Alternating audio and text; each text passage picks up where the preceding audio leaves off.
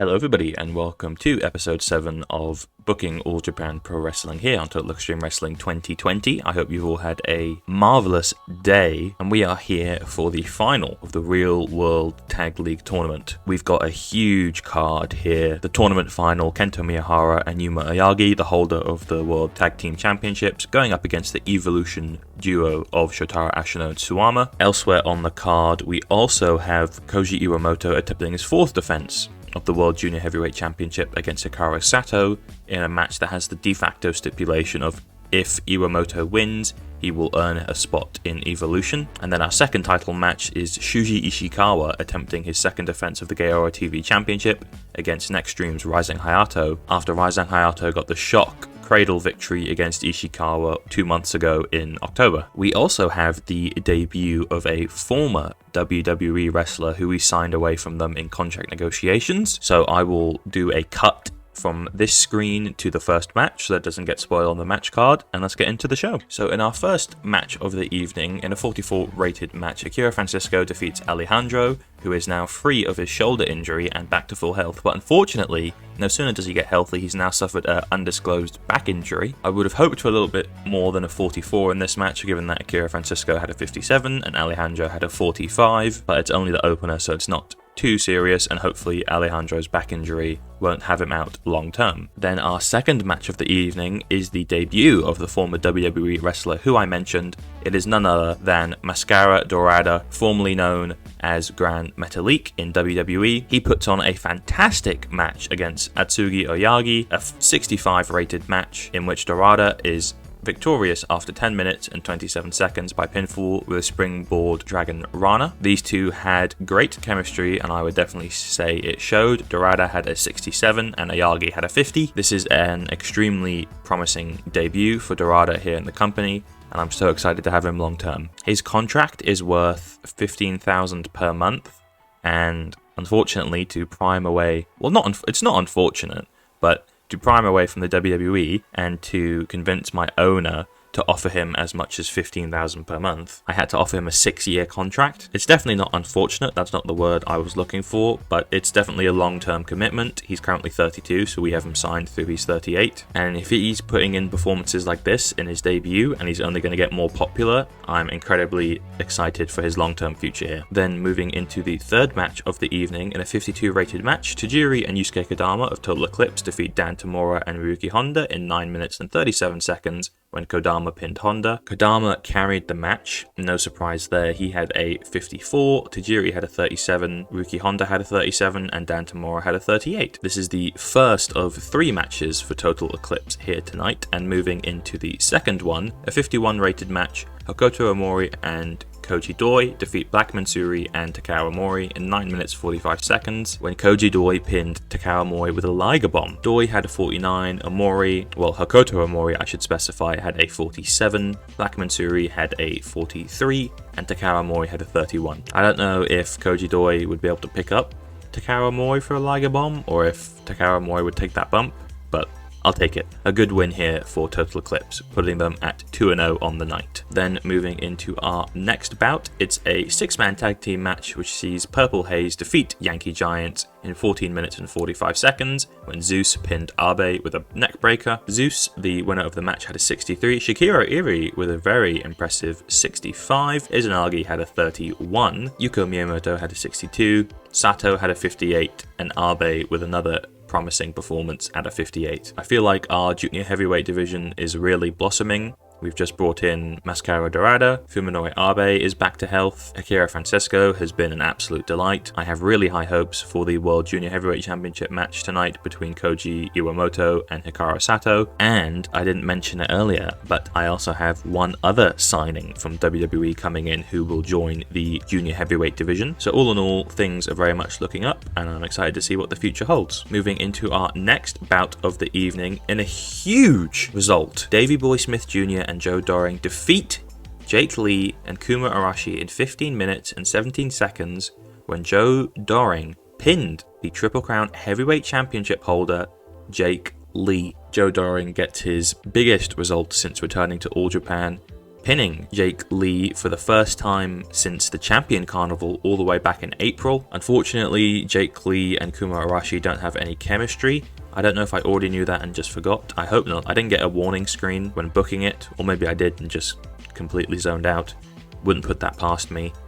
But unfortunately, due to the poor chemistry and Jake Lee also being off his game, he only got a 67. Kuma Arashi had a 50, Davey Boy Smith Jr. had a 56, and Joe Doring in his big match got a 65, which I believe is his highest performance to date. All in all though, I'd still say very successful and a huge result here, as now Joe Doring has a claim to the Triple Crown Heavyweight Championship. Then up next we have our first title match of the evening, as Shuji Ishikawa attempts his second defense of the Gaora TV Championship against Rising Hayato, which gets a 58, as Shuji Ishikawa makes his second defense of the title, pinning Rising Hayato with a Fire Thunder Driver. This result is really no surprise. I think Rising Hayato even getting the surprise cradle over Ishikawa 2 months ago was the surprise in itself. As you can probably imagine, in-game Ishikawa made the offer to put over Rising Hayato, and I thought, why not? Let's make a Gaora TV Championship match out of it. When I made that decision, I hadn't finalized the booking for the Real World Tag League,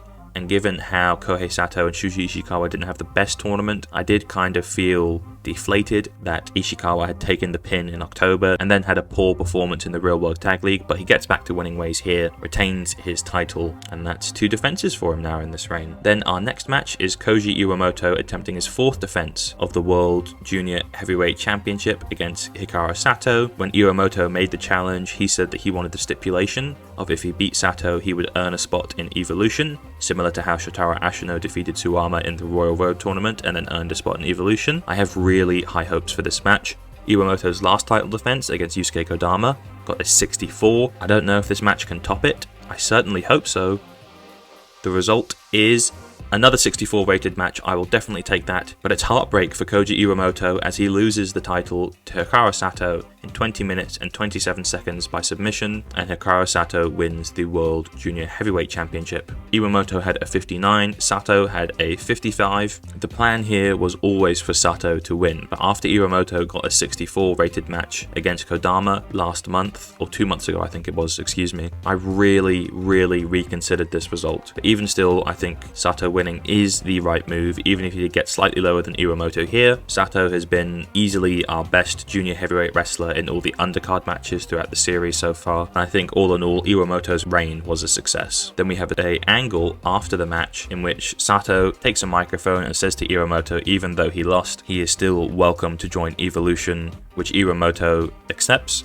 So even though Iwamoto lost, he still earned a spot in the stable through defeat, and moving forward we will update the stable in-game to put Iwamoto in, and he will have the pretty stable logo around his name like Hikaru Sato does. Then up next, it's the big one. It's the Real World Tag League final, Kento Miyahara and Yuma Oyagi versus Shotaro Ashino and Suwama. Of course, this was the final block match last month, and it went to a 30-minute time limit draw. The match also rated incredibly well, so I'm hoping for more of the same here, and it gets a 73. I'll take that. Unfortunately, Kento Miyahara has been injured, but he is victorious, pinning Suwama with a shutdown German suplex as he and Yuma Oyagi win the Real World Tag League tournament for the 2nd year in a row and as the champions. Kento Miyahara had a 88, Yuma Oyagi had a 55, Suwama had a 62, and Shotaro Ashino had a 72. I think the obvious concern here is the health of Kento Miyahara. It says chronic knee pain. Hopefully that will be an injury that's quite short.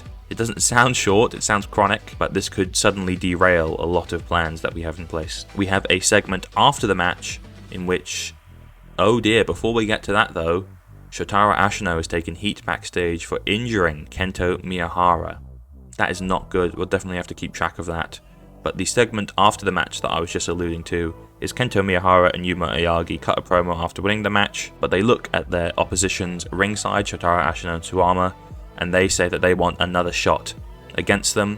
After going to the time limit draw, they might have won here today, but they want another chance to prove that they can beat Shotaro Ashino and Suwama decisively, which Ashino and Suwama accept the challenge. So I think we'll run 2 shows in January. The main event of the first show will be Kento Miyahara and Yuma Oyagi defending the World Tag Team Championships against Shotaro Ashino and Suwama, pending Miyahara's health. And then the second night, The second show in January will be headlined by Jake Lee's second defense of the Triple Crown Heavyweight Championship against Joe Doring. So let's finish the show here, see what rating it gets. It gets a 70. I think that's quite alright. As for who I praise, I'll praise Kento Miyahara. I don't know if it would be fair to praise Jake Lee given that he was off his game. I don't really want to praise Ashino since she injured Kento Miyahara, so instead I'll go with Shakira Iri, who really impressed me with his 65 in his match, as well as Koji Iwamoto, congratulating him on a great reign with the World Junior Heavyweight Championship. As we make our speech, Kento was very happy, Shakira Iri seemed pleased, and Koji Iwamoto seemed pleased, so I will cut away now so that the home screen doesn't spoil the second WWE signing I've made, and we'll go to the medical screen to check in on the status of Kento Miyahara.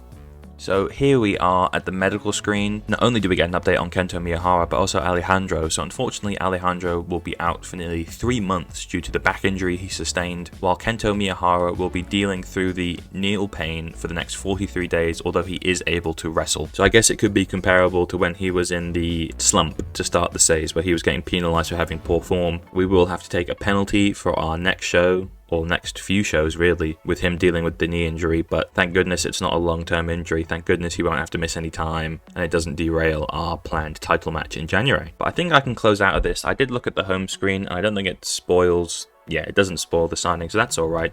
We'll have a look at our top 100 to end the episode. The tournament final got a 70, which is our 7th highest rated show, and then as for the matches, I believe the final got a 73.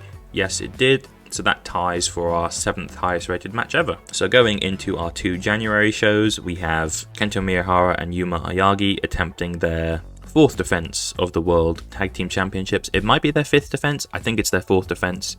That match will be against Shotaro Ashino and Suwama, the 3rd match between those two teams in 3 months. The first match went to a 30-minute time limit draw. Kento Miyahara and Yuma Ayagi won the Real World Tag League final, but after the match said they wanted another chance to prove that they can beat them decisively, and then on the second night, we will have Jake Lee attempting his second defense of the Triple Crown Heavyweight Championship against Joe Doring. Doring pinned Jake Lee in a tag team match at the Real World Tag League final. That was the first time Jake Lee had been pinned since the Champion Carnival in April, and I have very high hopes for that match. But until then, that's going to be all from me in this episode. If you enjoyed the video, please consider leaving a like, and don't forget to subscribe with the bell icon ticked. Thank you so much for watching as always, and I'll catch you in the next one. Deuces.